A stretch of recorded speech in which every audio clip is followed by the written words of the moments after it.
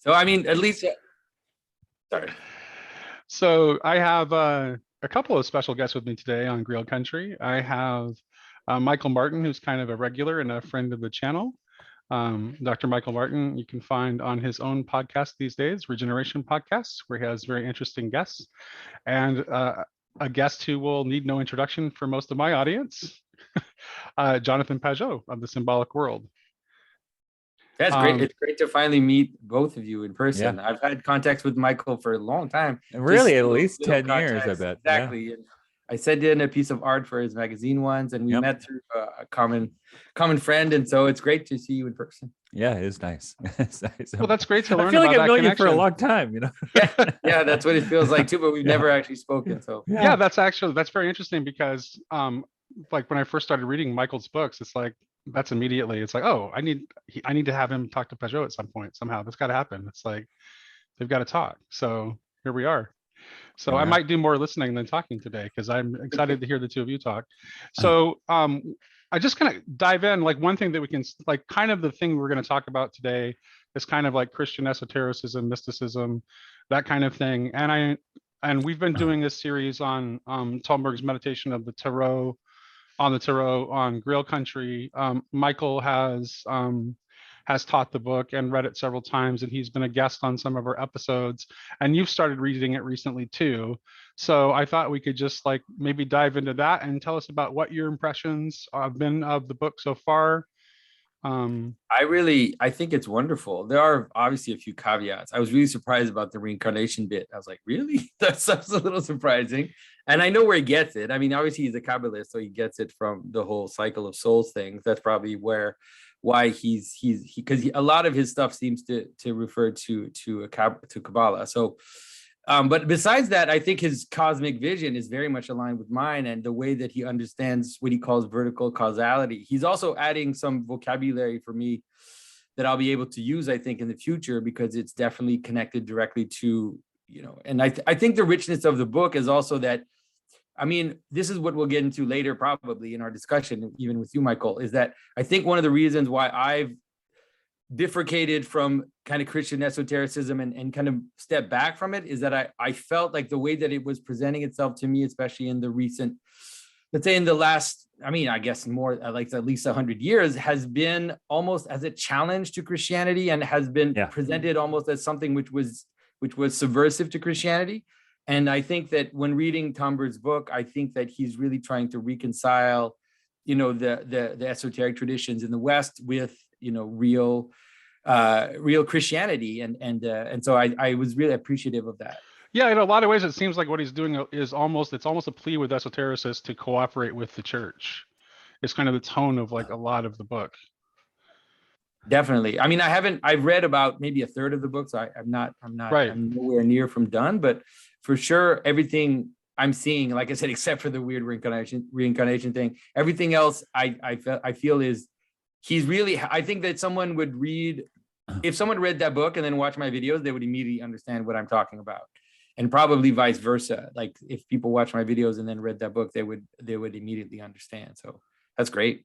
Yeah, I think what Tomberg's, what I think he's doing, and it resonates with a lot of people, is there's a kind of traditionalism to him. It's a kind of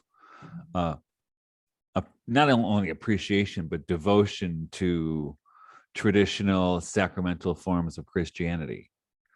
I mean, he's a Russian writing in French about Western esotericism, and it's very different. You know, I don't know, maybe I don't know enough about it, but from what I know, especially the East and especially in Russia, the esoteric traditions, if you want to call them that, were actually borrowed from the West, from Jacob Burma and even the Philadelphian Society and people like that. And then so start with the Protestants, moved to the Russians, came back, at least part of it came back to the West. But in the West, I mean, you know, part of what I think Tomberg's doing, a lot of what he draws on is not what I would even call like kind of a traditional. I mean, I kind of hesitate to use the word, Christian Hermeticism, the word he uses. Yeah. Because his Christian Hermeticism is grounded more in the 19th century. And when he quotes all these authors like Eliphas Levi and Papeau. Yeah, most of his sources seem to be like late, like 19th and early 20th century. He has Péladan and which are all, I mean, they're all interesting. Péladan in particular is kind of fascinating to me. But Tomberg, I mean, so my doctorate is in 16th and 17th century English literature, religious literature, when Hermeticism was Hermeticism. So it's a very different, it's very different, that strain of Hermeticism. So when people talk about Rosicrucianism or Hermeticism and they think it's like being a Freemason, I'm like, well, no, that's these those kind of people conflate everything. Guys. The thing is, what happened is after the 17th century, when there was a kind of a revival of that stuff, and it was connected to Masonry in the 18th century, 19th century, they kind of just borrowed the vernacular and appropriated it, and it really doesn't have a lot to do with what this kind of because if you look at like traditional figures from the Hermetic period in 17th century England, like Robert Flood and Thomas and Henry Vaughan and Jacob Böhm, they were, if we would have talked to them right now, they would have described themselves as kind of traditional Christians. Yeah. What they were rejecting was the scientific revolution and its base materialism, and which, if you can do science without the realm of the spirit, they thought that was crazy, right? And so they were kind of traditionalists. They were kind of old. Well, there's school. a way, you're right. There's a way in which it seems like the Freemasons, they seem to have they basically just want to aggregate all the esotericism. They seemed, at least at some moment, maybe not so much now, but at least in the 19th century, they seem to want to just kind of pull everything into their sphere. And so started using all this imagery from the different esoteric traditions. And so that's why I think today people also conflate it all together. And because of also the strangeness of the Luciferian hoax of that happened with the Masons, that all got weirdly kind of brought into modern occultism and then taken up by the Satanists, basically using the Textiles hoax as a template for their Satanism. It's just so, all of it just so weird that that's also one of the reasons why I kind of tend to stay away. Yeah, no kidding. I would too. Yeah, stuff, because it's also hard for people to be able to differentiate. And I often feel like I don't have to, like I don't need it. I feel like I have in St. Gregory of Nyssa and in St. Maximus and in a good cosmic understanding of the liturgy. It's like I have everything I need, and if I'm going to pull from other sources, I can do it once in a while, but I tend not to do it too much, because if I do, then people get confused. That's my feeling, at least. I understand. Now, you ever read the book Foucault's Pendulum? Yeah. That's a hilarious book. Yeah, it's hilarious. I really enjoyed it. I thought I read it, the whole thing, as a giant kind of joke on it. It is. It's set up. It's like a 400-page setup to a joke. Because what he does, because all the so-called occultists, they get talked into thinking they're members of an occult group they didn't know existed, but they're sure they're initiates into it. And he basically invents an esoteric society, a society, and then it's basically saying, like, because it's the idea of the secret, because the idea of the secret is what rules a lot of these players. Then if we create another secret, it's almost like creating a body it's like a little vacuum for which people to kind of step into. Right. I mean, you have people today, like all these people saying they're Rosicrucians. Like, you have these Rosicrucian churches in Africa. There was a lot of them. Oh yeah, so-called Rosicrucian churches, and you have all these people who think they're Templars. And the same with the Freemasons who think they're Templars and stuff. A lot of it, I feel, is so fantastical that I tend to. But I go ahead. Sorry. No, you're right. I mean, they're just appropriating ideas. Like, I don't think there's any substance there. Yeah. But see, Guénon, like René Guénon had, I don't know how serious it was, but with Papeau, they had the idea of creating a kind of Christian esoteric thing using Freemasonry, the Martinism. Yeah. I think it still exists today. There's still Martinists today. And Arthur Edward Waite was another one. I Okay. mean, and there's some of those people in the occult revival of the late 19th and early 20th century. I mean, some of them, not everybody, but some of them tried to Christianize it or tried to Yeah, Waite was apply a it member to of the Golden Dawn Christianity. at the same time as Charles Williams. Yeah, but they both bailed on it, right? And so, but I think, you know, it's actually because I was puzzling over this whole phenomenon since in anticipation of our talk, and thinking about, you know, now I'm technically an Eastern Rite Catholic, and Jonathan is Orthodox, so it's pretty much the same thing. But there's no tradition like that, as far as I know, in those realms. I mean, they certainly picked the Russians, for instance, would pick up on Freemasonry and all that stuff after the fact. But there's no there's no homegrown version, right? But I think that the reason why we don't see a homegrown version is that we don't see what we could call we don't see the split. Because one of the problems is that there's a problem with high theory in the world of esotericism, which is that I think that when people start to create explicit systems and try to create things that are very, very they're almost like these that are very explicit systems of causality and higher beings and all this stuff. I think that that's one of the issues that happens in Western esotericism. There's almost like a split between popular religion that becomes more sentimental and more morality based, and then you have this thing that splits out and becomes very high-minded and intellectual and esoteric. Very intellectual, yeah. But I can find everything in the icon of the Last Judgment that you could find in any esoteric system that you could develop. You know, in the say that the layout of a church and the way that it's all set up, it's all there, but it's not necessarily theorized. Right. Is what the way that I would say it. And I don't know if that makes sense. No, it does. But where I was heading, pardon me, is so I'm preparing for. I have to give this lecture in September on Pavel Florensky. Yeah, the Russian sociologist, priest, and martyr. And so I was reading some of his earlier articles. He was only in his early 20s, and a phrase that comes up at least twice, maybe more, in those articles is the salt has lost its savor. And he was concerned, and I think he was already ordained by this point. He was concerned that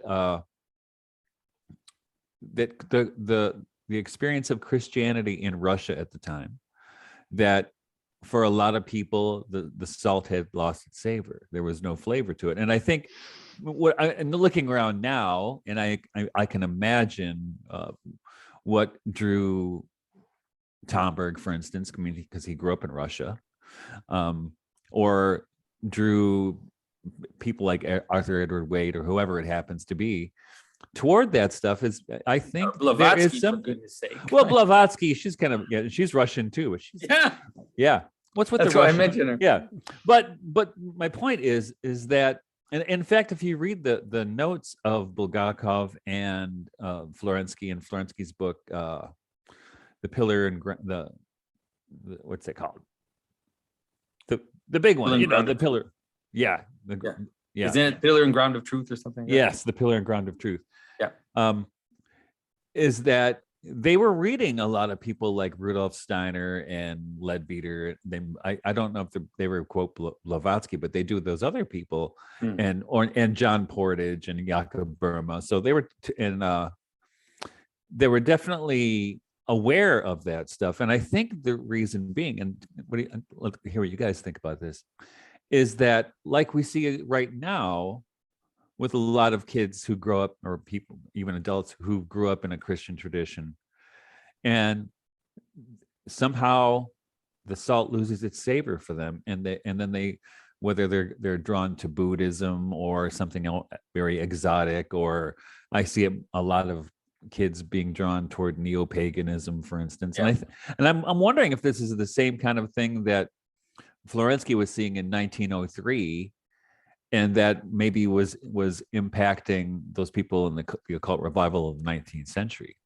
That's a good theory. I think it's an interesting theory, and I think it also, let's say, you could say something like it connects to my own experience, which is that for me, I never stopped being a Christian. I always really stayed a Christian, but let's say there was a detour and then a return where it's like I was reading more exotic things and stranger things, and then I was able to then look back at, you know, traditional Christianity and find in it, you know, the fullness that I had been missing.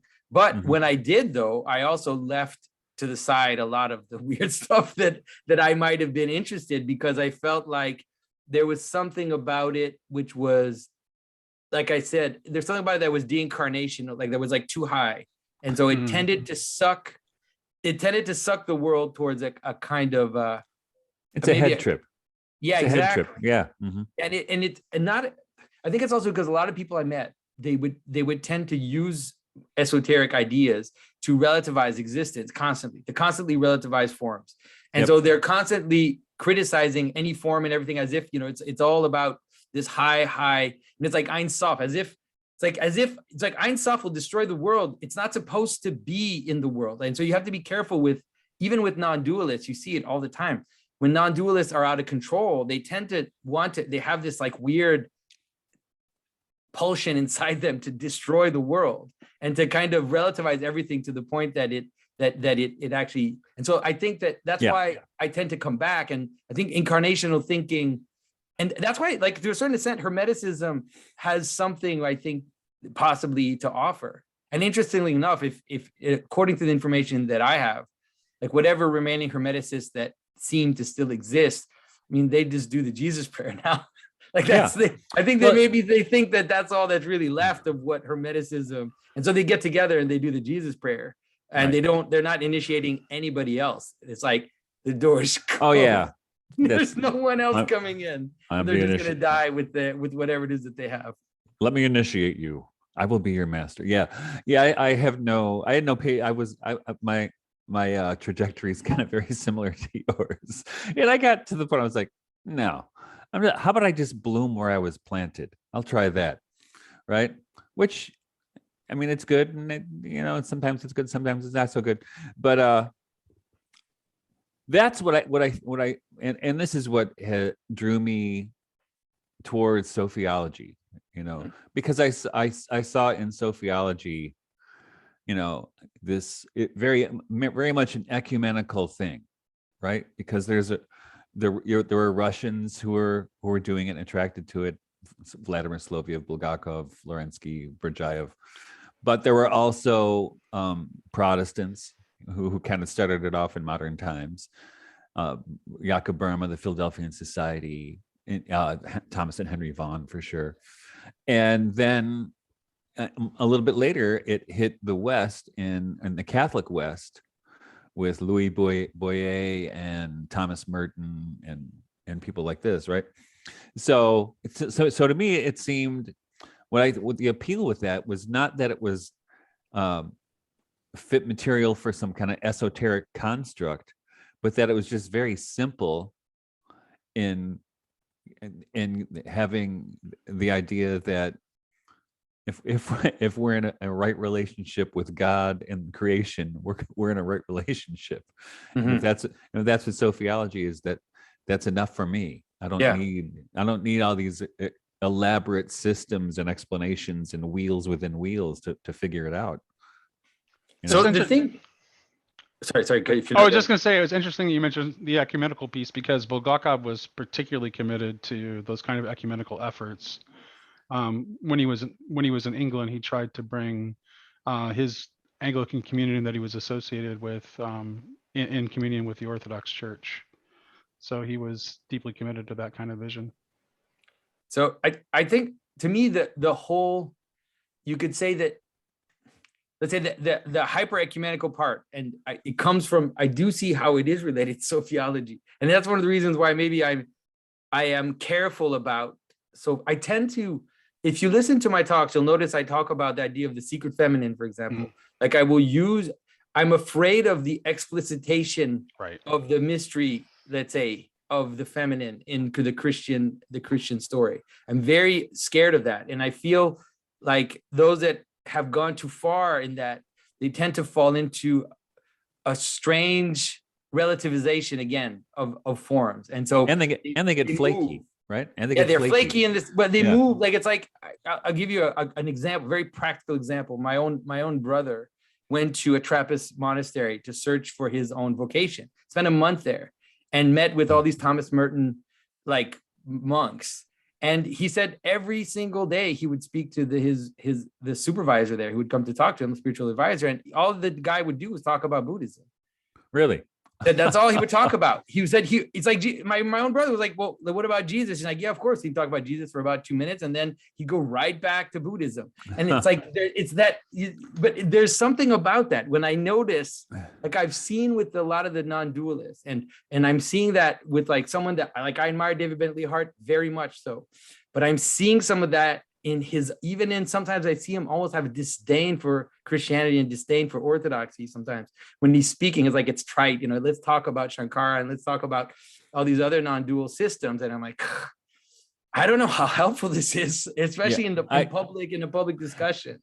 And that's what bothers me about perennialism and and those kinds of traditionalisms, which is, well, if everybody's right, what am I doing this for? Why am I looking? But because I don't buy it, right? Because I figured for me, it's like, well,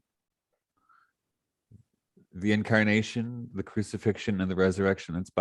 That's what I need right there, and I get it, right? And I'm sticking with that guy, right? That's the God I'm going to stick with, and you know what I mean?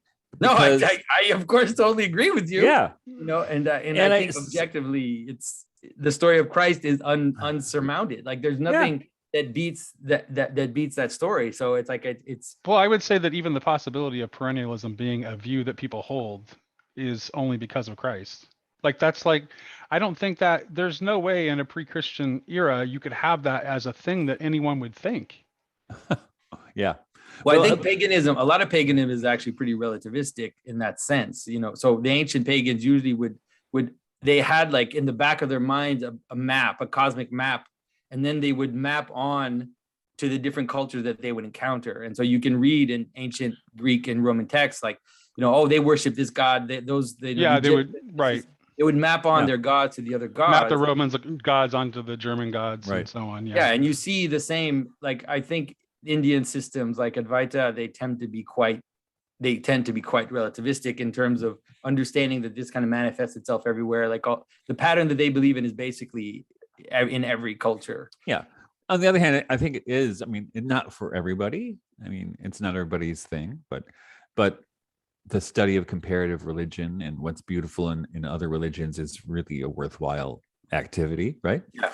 Which is what, I don't know about you, but that's basically what I was doing from the age of 18 till about 28 or so. So I was just checking it out. I like you, I never didn't feel like I was a Christian. Never, not ever.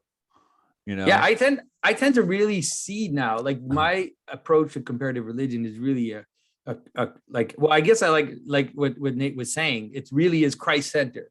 That is, I tend to see everything through the lens of the incarnation.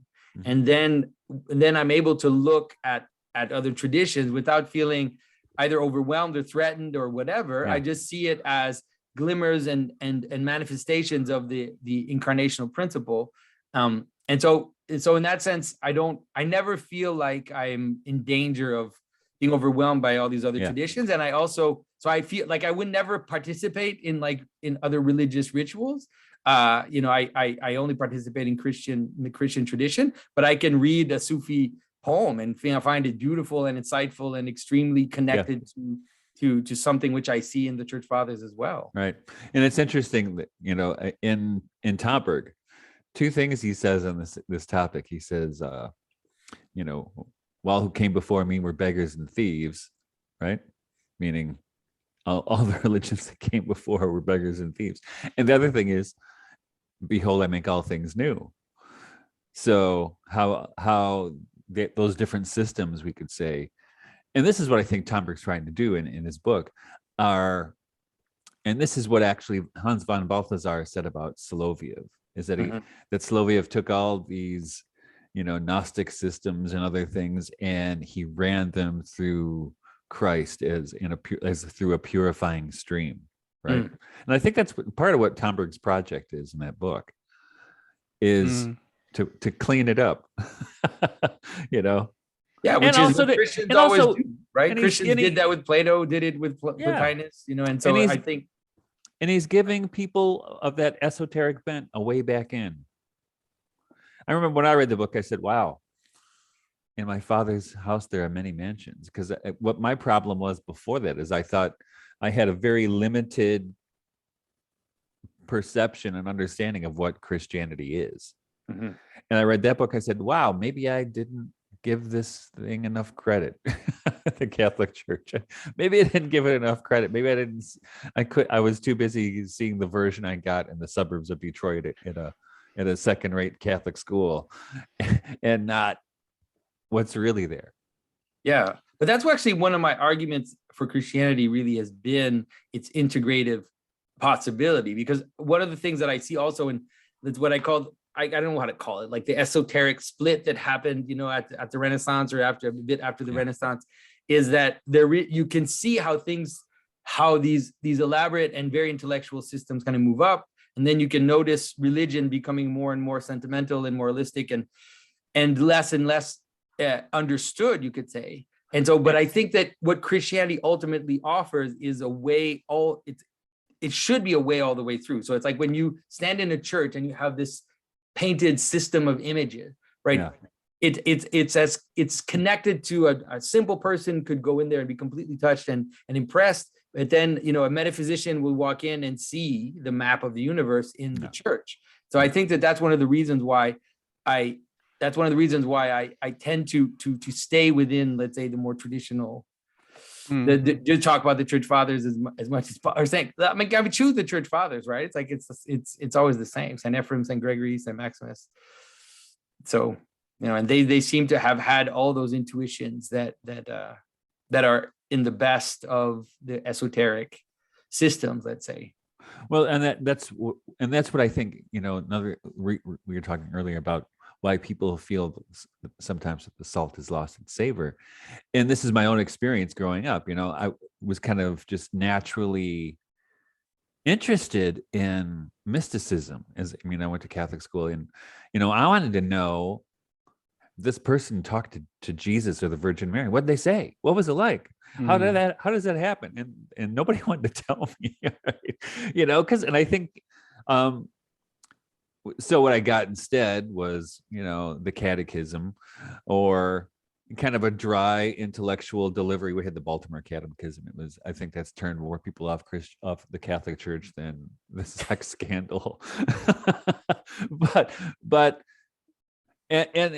And so it was, for me, certainly, for a lot of people, it was an unincarnated experience of Christianity, which is ironic, right? Because, and how do you return to that? And I actually, most of my life has been trying to find a way back into that incarnated experience of Christianity. Yeah, and I see all your daily practices of being a farmer and doing that. I can see when I kind of follow you and see what you're doing, I can notice that you're really trying to find that lived, let's say, incarnational principle. Yeah. And I don't want to read about it. You know what I mean? Well, yeah, because I think what happened after that split you talked about at the Renaissance or the Reformation is, at least in the West, not only did religion become more and more sentimental, but the other half of it became aridly intellectual. Yeah. Parts of it. Not the entire thing, right? And so, and it was, in fact, I was reading in Florensky, he was talking about the Russian tradition, which is what I love about it, is it's both intellectual and anti-rational at the same time. It's very intuitive or mystical while it's being intellectual, which is, you see that probably in Soloviev more than in anybody. Who is the model for both Ivan and Aloysia in the Brothers Karamazov. Oh, really? I didn't know that. That's interesting. Yeah, that's it. Actually, it's in a book written by his nephew. that That he mentioned that yeah, because Dostoevsky was good friends with Soloviev, Okay. Yeah. and he based those two brothers on his two sides, his That's hilarious. his Two sides coldly fighting intellectual inside him. side, and his deeply intuitive and warm side. Yeah, that's really fascinating. So what do you think about, like, let's say the basic perception that I have, which is, so let me give you a very practical example about what I'm talking about. And so, especially this is interesting because the Georgia Guidestones were destroyed, right? Just a few weeks ago or whatever, last week. And so, according to the legend, the person who had it built was named Christian RC. And I saw that. So you could say, so like in a way, it doesn't matter, like whether or not this is related to any group that is actually considering themselves Rosicrucian. There is something about the branding. There's something about the fact that normal Christians wouldn't refer to the Rosicrucians, but right now, something like weird anti-human, esoteric, like kind of occultist type thinking will attribute themselves to the Rosicrucians. We could say like it's too bad or whatever, but there's something about that which I think is important to understand in terms of this split that I talk about. Absolutely. Where and the let's say the accumulation of this esoteric tendency into, let's say, Freemasonry groups or whatever, Right. like trying to capture, and Blavatsky was also kind of trying to pull whatever she could from all that stuff. And so this is, I think, so it's like, although I can, for example, someone like Robert Flood, I can see, let's say, the power and the good intentions that are there, and this desire to keep something magical and wonderful about Christianity. It's like by the time you get to Crowley, it's like, and all these people are seeing themselves in line with that same type of thinking. I'm like, something's off. Like something really went off. Absolutely. And I need to not be too associated with whatever that is. No, you're right. And so my doctorate, I did my dissertation. One of the chapters is on, in fact, the title is The Rosicrucian Mysticism of Thomas and Henry Vaughan, because they were part of that initial 17th century movement. But the original documents of the Rosicrucians were written by a Lutheran pastor. And if you read them, they're as straightforward Christianity as you can get. They were just interested in the rebuilding of society. And some people try to say that they wanted to rebuild society in the scientific way, which is not true at all. What's your name? Frances Yates wrote a book, The Rosicrucian Enlightenment. I think she totally misunderstood what was going on. It was actually, like I said earlier, a kind of a traditionalist movement that didn't want to lose that traditional Western Christian understanding of the relationship of the microcosm to the macrocosm, about God's presence in the world, about the presence of not angels and demons in the world, right? Yeah. Is contributing to even weather patterns, right? Which was all thrown out the window with René Descartes. And they were, in fact, they would rip on Descartes in their books. They didn't like him at all. Yeah, but isn't there a legend? But how does it get from there? Didn't Descartes write a public letter trying to be initiated into the Rosicrucians? Yes, he did. Like, they turned him down. Good choice. Yeah, I would have turned him down too. I'm not answering that call. Yeah, but it's funny because you read that, and so when I think of Rosicrucianism, I automatically think of that stuff. Yeah, which is, I mean, when you read it, you can't see how anybody could interpret it otherwise. But then you look at the Crowley stuff and the Golden Dawn, and that came much later. And as we said earlier, these appropriations of the term. In fact, even the idea of the Rose Cross there, and I think it's a good argument that the Rose Cross comes from the coat of arms of Martin Luther, which had a cross and a rose on it. Yeah. So who could be? Some people think the RC means Roman Catholic.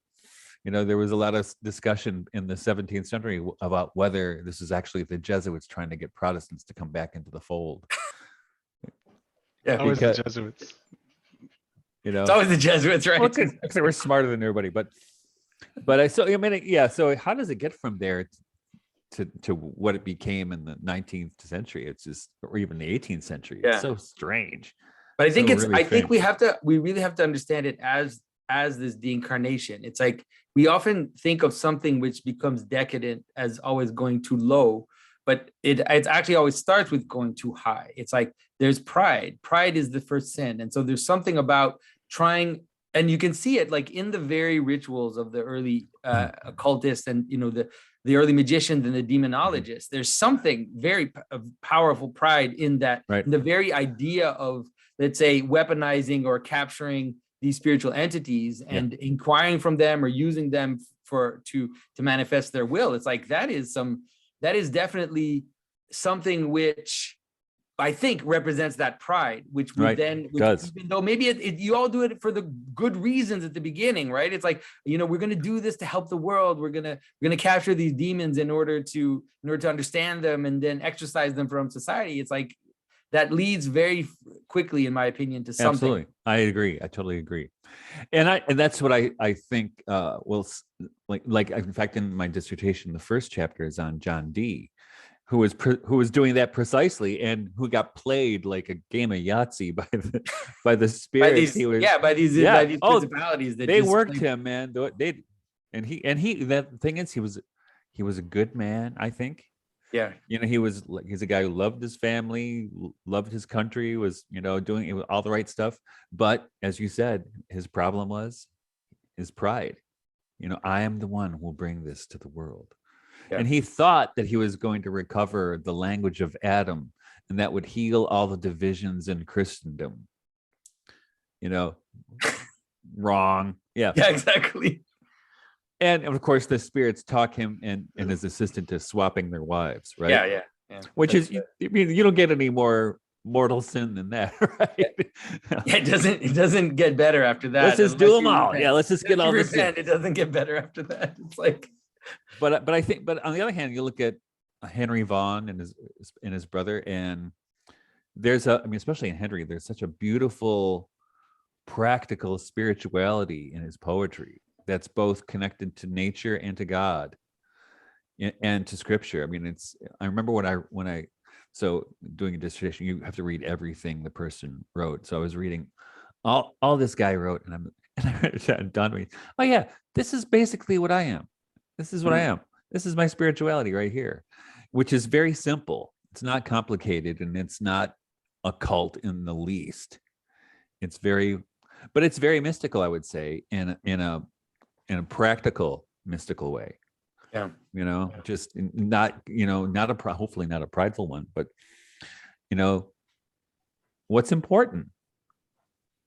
God, his creation, and community, right? The church, we call it the community of the church. And that, I think, from if you focus on what's important, then you protect yourself, hopefully, from a little bit of evil. Yeah, well, definitely. I think that's also, so I don't know if you've noticed, like, there's an interesting moment right now. It's just interesting because it seems like something got broken, I guess, in the past 10 years. I don't know how to say it. Something broke, and all of a sudden secular atheists and secular people are now able to perceive principalities, and they're able to understand at least what it is that we're even talking about when we use the word angel. So it's an interesting moment, but it's also in some ways a very dangerous moment. And that's something that I sometimes don't emphasize enough, especially with the psychedelics. A lot of people taking psychedelics and they indiscriminately encounter beings, and then they're all excited about whatever it is that they encounter. And so I don't know if you've noticed that it seems like we're at a moment where magic seems to be seeping back into the world, but it's not all positive. Like, it's a mix, which is weird, because that's seeping in while at the same time where everything's becoming disenchanted through the internet, right? Yeah. So there's this weird polarity going on, right? But it seems to be like it's almost as if a natural movement of moving so far into darkness that all of a sudden, like, these small lights start to be visible and people start to see. And also because we're noticing, I think one of the things that's doing it is actually the internet, because the internet is based on attention, and it's actually bringing to the fore the function of attention in the way the world lays itself out. And so it's like, there's not much more. There's not like, that's what magic is. Like magic is about that. And so if you understand that, and now people have that experience where they're noticing how everything is vying for their attention, and that attention is actually creating bodies of interest and is actually kind of transforming reality. So I think that there's a strange, and because it's accelerated online, right? It's usually these cycles of interest are long, and they don't last like 2 days or 1 week, or sometimes one day, this idea of something trending, And so I think that there's something about that which is making people notice something like the vertical causality that Tomberg talks about. That is that there's a relationship between, that there's a relationship between like common attention and then things manifesting themselves, I'd say. Yeah. Right. Egregore. Well, yeah, that's what a lot of us are trying to talk about and try to help people differentiate the different but I'm even as I'm doing that, I'm worried because like I meet people that are like all excited. They're like you talk about these angels, I want to meet them. It's like, what? No, that's not why we're doing this. Like, we're doing this so that people can see through, let's say, at least understand this hierarchy of principality so they can see incarnationally. But it's not about like having it, try to have encounters with angels. It's usually not the good angels. They don't want to talk to you that way. That's right. Yeah, I tell people way back in the day, my students would say, Mr. Martin, I'm going to use the Ouija board. I'm like, no. Why? Because it's like dialing 7 numbers and saying, can I talk to Jesus? Yeah. And the demon says, he thinks it's Jesus. That's right.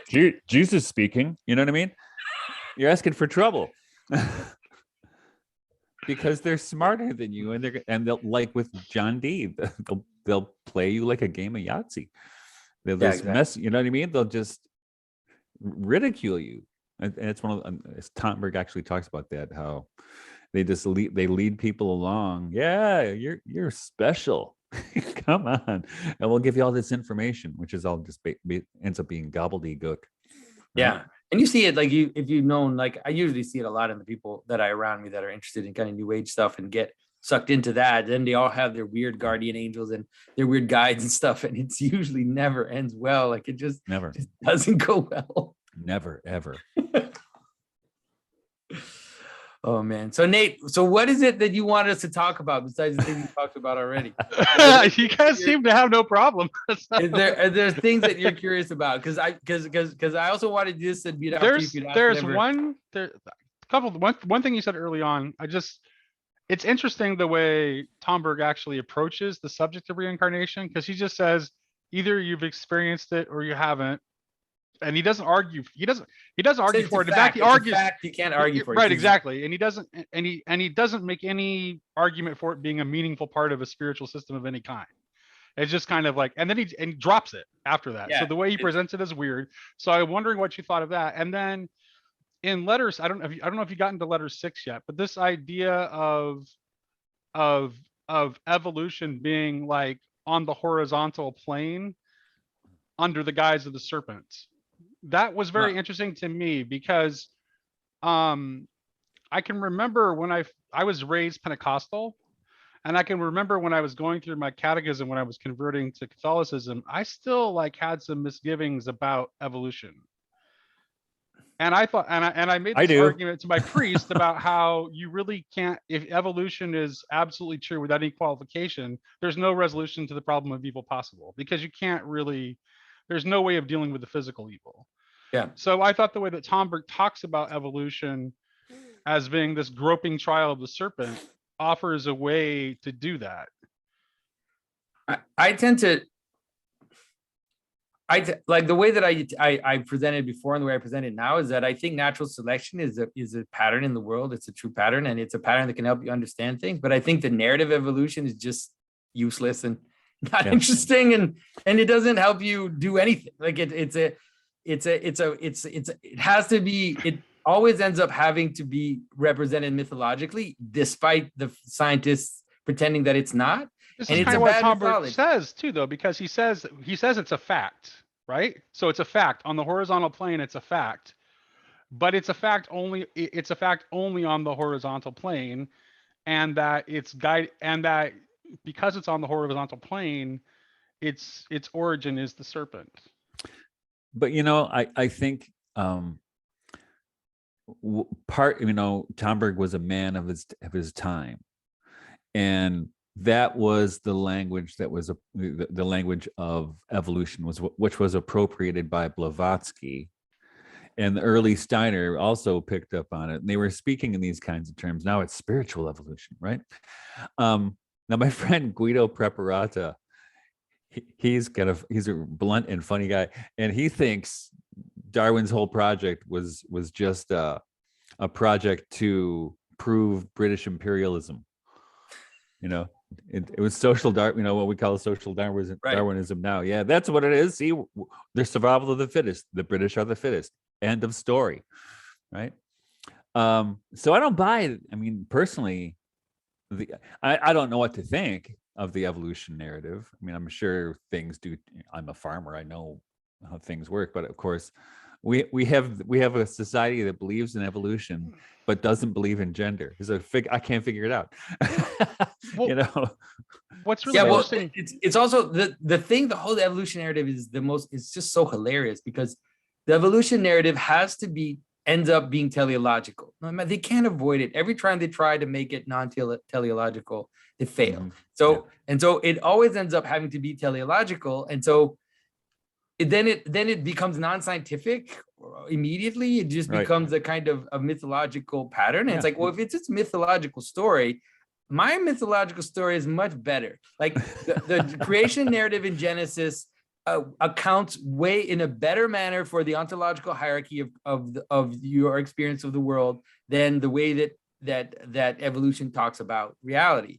And you can see, like, I mean, when I talked about Weinstein, it's always the same issue. And you see the same with all the evolutionary theorists. They're basically saying what evolution really wants you to do is to basically kill and compete and take and just get your seed out there, get your genes to the next generation. But of course we shouldn't do that. Right. It's like, okay, well, where do you get the we shouldn't do that from? Yeah. That's actually what interests me, because that's a lot closer to what I care about. And then maybe you can find that in the Genesis story, but the other, you can't find it anywhere else in your little pattern, like in your little worldview. Well, who believes in the evolution story? The World Economic Forum. Yeah. And guess who's at the top of that food chain? But it's interesting because you think about, you mentioned Genesis. Genesis is the opposite of the evolution. It's the fall. Yeah. Right? It goes in the opposite direction. Yeah, I mean, and you're right, but you can understand. You can understand. It's so much closer to even to the way that evolutionists think of their teleological project, because there is a hierarchy of being. If you read Saint Ephrem, it's beautiful. Like Saint Ephrem says he says things like the animals did not come into the garden, right? And so the animals would come to the foot of the garden, then Adam would come down the mountain. And he would encounter them, and that's when he named them and everything. So there's this sense in which the type of ontological hierarchy that they tried to create in their evolutionary system, it's there in the more traditional narrative, and it actually accounts for morality and responsibility and all this stuff that we actually think even now, even all these weird environmentalists, like super environmentalists, they believe in what Genesis says. Like they believe that we're the gardeners and we should take care of creation and that we shouldn't abuse it. And it's like, if you're really just an evolutionist, I don't know if you could really believe any of those things. I agree. Well, that's what happened with, and I think that's explains Tomberg's attraction for Teilhard de Chardin, right? Yeah, because that's evolution taken into Catholic theology. Yeah, I haven't gotten there, and so maybe I'll definitely have my beef with him when he gets to Teilhard de Chardin. I don't know yet. Well, I don't know if you read Teilhard. I mean, he's a beautiful writer. He really he writes like a poet. Yeah, and it's beautiful writing, and he has a lot of brilliant insights. I think the complete project. I don't have to agree with people about everything that they'd say. Yeah, of course, you're right. You're totally to right. like them. I'm cool with the parts I like. I don't have to be all in. Yeah, no, I totally agree with that. That's how I approach pretty much everything. I don't have to defend everything that this person that I slightly associated with says. I don't agree with everything my wife says. So. Well, what about some guy I never met, right? You're gonna tag me with everything he ever thought or believed. Yeah, definitely. Don't tell her that. He says, "Don't tell her that." I'm sure she knows. I'm sure she knows. Yeah, that you agree she with knows. everything Trust me. she says. Yeah, she Uh, knows. and so, I mean, like for me, I think that ultimately for me, the solution that I've been trying to propose has really been the taking the traditional forms that are there, taking the liturgical life that has all the potential. Like you said, like even if it's lost its, like if it's lost its salt, it's like it's there. It just has to be kind of recaptured and relived. And so to me, that seems like the only really realistic solution.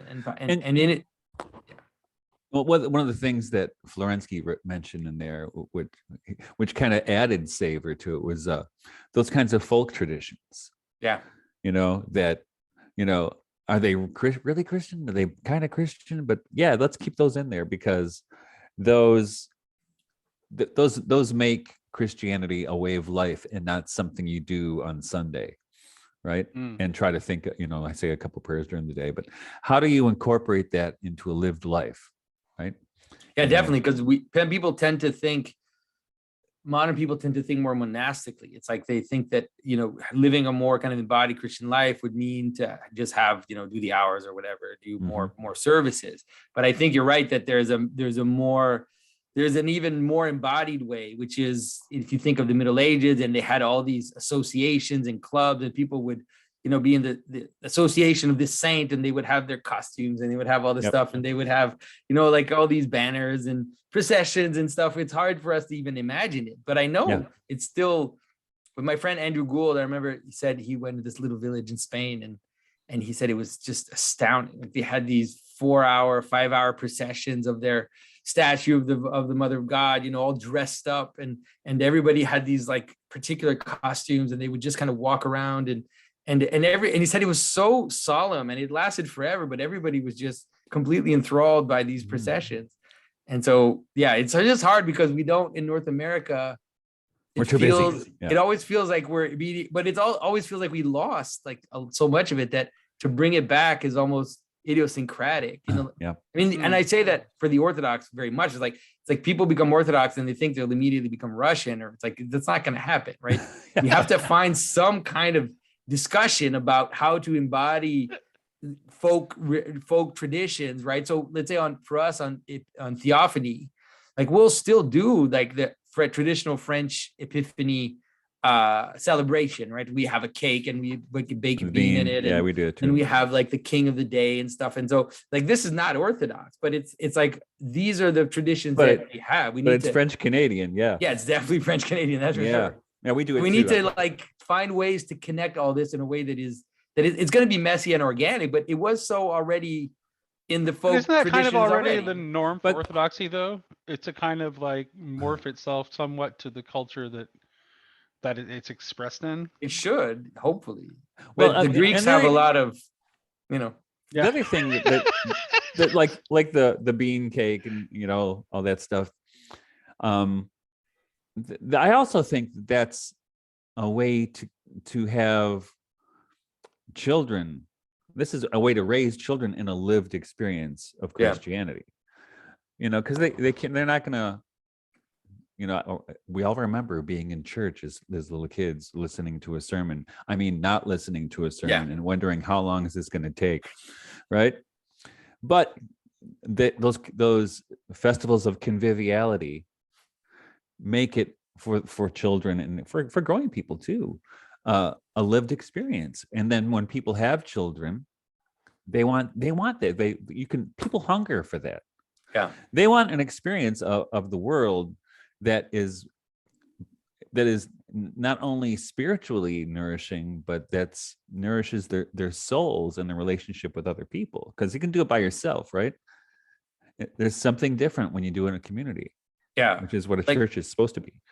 And I think that's why, I mean, I've noticed a lot of at least Orthodox churches take it seriously, is to realize how that coffee hour in terms of a modern church is absolutely essential. Like you really need to have 1 or 2 hours after liturgy or after a service for people to be together, because we're not in a village anymore. You don't just walk out and then go back to your house and then it's your neighbor that was there in church with you. Right. So we have to create these spaces where we can have, you know, a more informal communion, or else it's not gonna gel. Otherwise it's like punching a clock. Yeah. Okay. Yeah, go into liturgy, go communion, go back home. Okay. Bad coffee is important. Check. But we really noticed, like we've noticed that at least in my parish, it's been one of the, because we are seeing our parish grow quite a bit in the last year. I think a lot of parishes are growing because of post-COVID, people looking for meaning and stuff. Yeah. And we've noticed that that's been one of the keys, has been to have like a place and a time afterwards for people to sit down and to connect. And so then it encourages them to call each other during the week and to connect in other informal ways. So yeah, so you're right. So we need these more embodied practices. Because liturgy is wonderful, but it's not. It has to kind of seep into all of reality. It can't just be. It's got to be everywhere. Yeah. Nice. Yeah. So, I mean, how does that play into? I know, Michael, you've expressed some disappointment with the way that the church handled COVID. I have. And I mean, it seems to me that what you guys are talking about right now, and the way the churches kind of handled COVID, they're not. I honestly think, like seriously think, that COVID was a litmus test for a lot of churches, and I think that a lot of the churches that weren't attentive to what was happening and didn't take into account the primacy of communion, I think a lot of them won't get over this. Yep, I think I really believe that they just won't survive. And I think the opposite is also true. The churches that you know a lot of them were cautious at the outset, like we're you know, obviously, but then slowly started to realize that, okay, wait a minute, there's something else going on, and then started to emphasize communion over being strict on the rules and everything. I think those will thrive, and they have thrived. Well, yeah, it was so profoundly discouraging to see so many, especially in the Catholic Church, when the Pope required all employees of the Vatican to have the vaccination. Like, okay. And then they backed off. They never apologize when they back off. It's like, oh yeah, well, we were, you know, it becomes they're slaves to policy.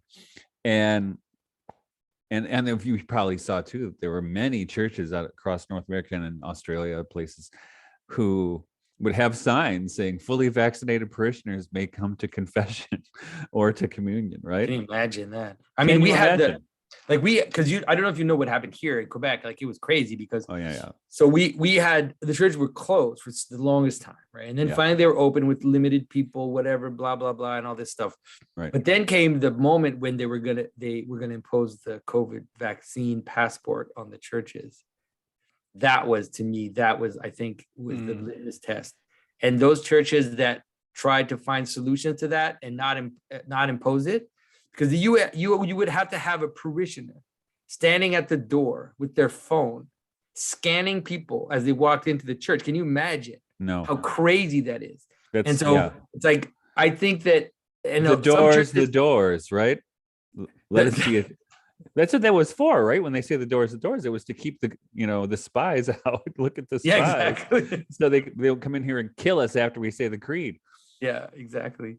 And so I think that I've seen, like, some churches did crazy stuff. Like it was -30, right? It was like it was like in December, in January. And so some churches just had services outside, you know, people found ways to get around it or whatever. But I think the churches that applied it, that is not a lot of hope for those guys. I'm sorry to say. Oh, wow. I mean, maybe they'll survive, but I think it's going to be a serious, they're going to have to do it with a lot of like repentance and return to and deliberate desire to re-enter communion, because and I think we'll also see a kind of church of the catacombs. Yeah, for sure. You know, under kind of a guerrilla church or underground church or something. You know. Yeah, and people have to learn to do, like, we started to learn to do the reader services, you know, because it's like if we depend on the clergy completely, then we're we're going to be in trouble. It's that was I don't know how Well, old your you children brought are. up Soloviev several times, Michael, and I can't help but think of Tale of the Antichrist. It's the majority of the church goes along Yeah, with the with the Antichrist. Yeah, Antichrist in that story. It's just yeah. like the three figures that he has representing the Protestant, the Catholic, and the Orthodox tradition. They're the ones with the courage to stand up. But Mm-hmm. the vast majority of the clergy in all Oh, yeah. three go along.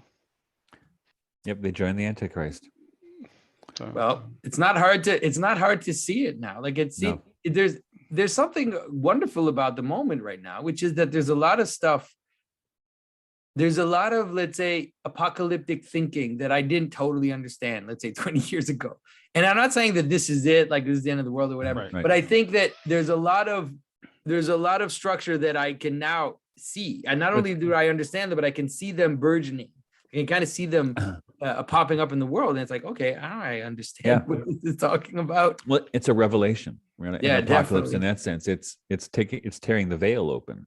Yeah. So you can see what's going on. I mean, also like the idea of Antichrist itself, like the idea of something which is a parasite on Christian morality, but manifests itself. So it's like, right, the idea, for example, that we saw, like the weaponizing of compassion that we saw during the COVID time. It's like, that was like a weird parasite on Christianity. So you can kind of see, it's like, okay, I can kind of, I mean, I'm not saying this is Antichrist, but I can kind of see the pattern of Antichrist, how it can manifest itself and how it can also delude people, how it can trick people into believing this is true Christianity. And tricking is the right word, right?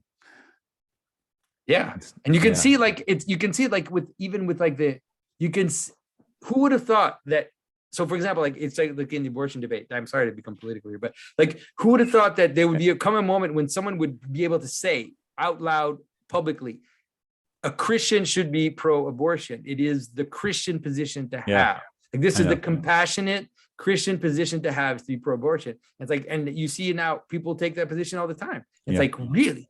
It's like, who would have thought? But then you can see it. It's a weaponizing of compassion and a weaponizing of the idea that we're in the image of God. Like all of these Christian ideas are being twisted and contorted to bring about these strange positions. Yeah. That's all. Yeah. Okay, guys, I'm depressed now. That's right. Oh, sorry. I'm kidding. But Michael, I'm not depressed. but I think I'm a 50-50 all the time. Like this is why I think how I survive. I'm 50-50 all the time, because on the one hand, I can kind of see, I like all of a sudden I see these patterns that are straight up from the book of Revelation kind of come towards me. And at the same time, I'm also seeing the candle like being lit. I can see like the next, I don't know what to say. Like I can get a glimmer of the resurrection. This maybe is another way to say it. I can see it. Like I can actually see it, and I can notice, I had this talk with someone like Ian McGilchrist that I think I put up today. I had a talk with Don Hoffman, all these like cognitive science type people that are total secularists, or even my discussion with John Vervaeke. It's like John Vervaeke and then we're using the word angel and demon as if this was a totally normal technical word to use to talk about transpersonal beings. And I was like, I can't believe that we've reached this point where a scientist would use that word and not flinch or not feel embarrassed at all about using it. So I think we're going to be surprised. Like there's going to be some wonderful surprises and some dark surprises at the same time. Well, I think so too. And that's, and I kind of saw it coming and wrote about it, because I think, like you're saying, we had the rise of the technocracy, or the archons, if you want to call them that. Yeah. But there is also the real possibility to live the kingdom. That the kingdom of heaven is within you.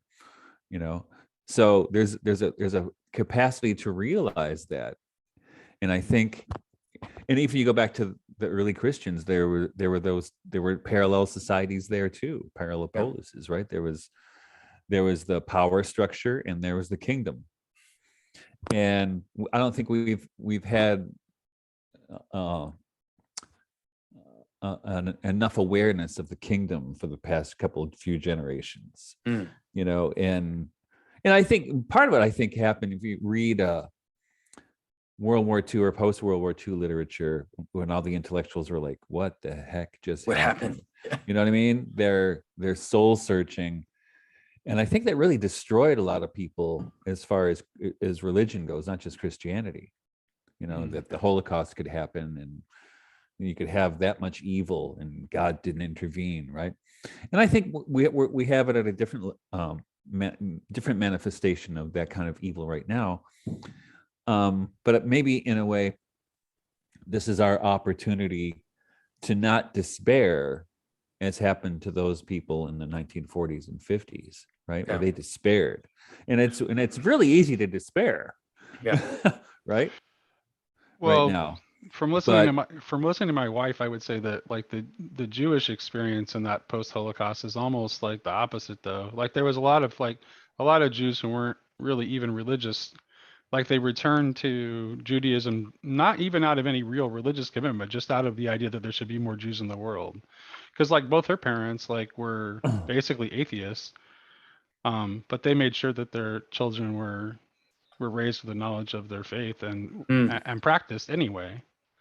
So yeah, I mean, I think for sure, like the rise of the Hasidim is based like in part in like the World War II and like the return of kind of Orthodox Judaism, or the strength of Orthodox Judaism does seem to be. But I think it's not like, I think what it's the two extremes, you could say, because also I mean the secular Jew is extremely powerful in the world right now as well. Like you have a lot of that very strong. So I think what we're probably going to see something similar in the Christian church. We're going to see a kind of remnant which will consolidate and become, you know, deliberate and authentic, and at the same time we're going to see the world in general become more and more anti-Christian and secular. So right.